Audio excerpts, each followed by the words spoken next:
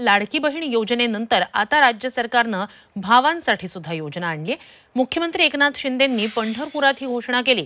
लाडका भाऊ योजनेअंतर्गत 12वी उत्तीर्ण विद्यार्थ्यांना दरमहा 6,000 रुपये, डिप्लोमा केलेल्या विद्यार्थ्यांना 8,000 रुपये आणि पदवीधर तरुणांना 10,000 रुपये स्टायपेंड देण्याची घोषणा करण्यात आली। या योजनेद्वारे बेरोजगारीवर उपाय शोधून काढला अशी प्रतिक्रिया मुख्यमंत्री एकनाथ शिंदे यांनी दिली आहे।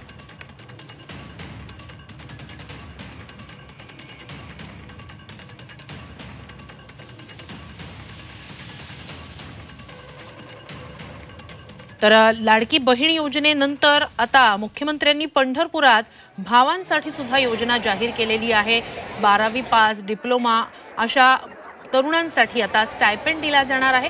लाडका भाऊ योजना ही मुख्यमंत्र्यांनी पंढरपुरात जाहीर केली आहे।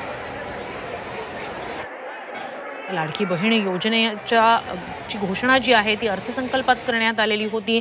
त्यानंतर या योजनेत अर्ज भरण्यासाठी म्हणून महिलांची ठिकठिकाणी मोठी गर्दी झाल्याचे दृश्य आपण एकीकडे टीव्ही स्क्रीनवर पाहतोय आणि आता लाडका भाऊ योजना ही घोषित करण्यात आली। काय आहे ही योजना, कुणाला याचा लाभ होऊ शकतो, जाणून घेऊया।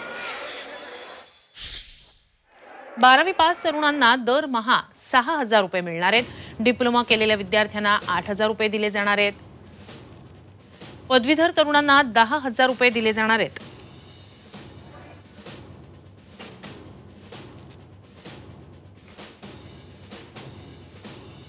12वी डिप्लोमा पास आणि पदवीधर तरुणांना वेगवेगळ्या स्टायपेंड देण्याची ही योजना आहे।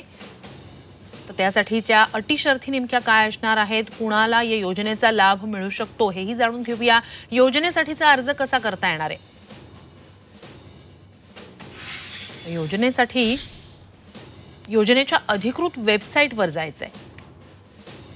नवीन वापरकर्ता नोंदणी पर्यायावर क्लिक करायचंय।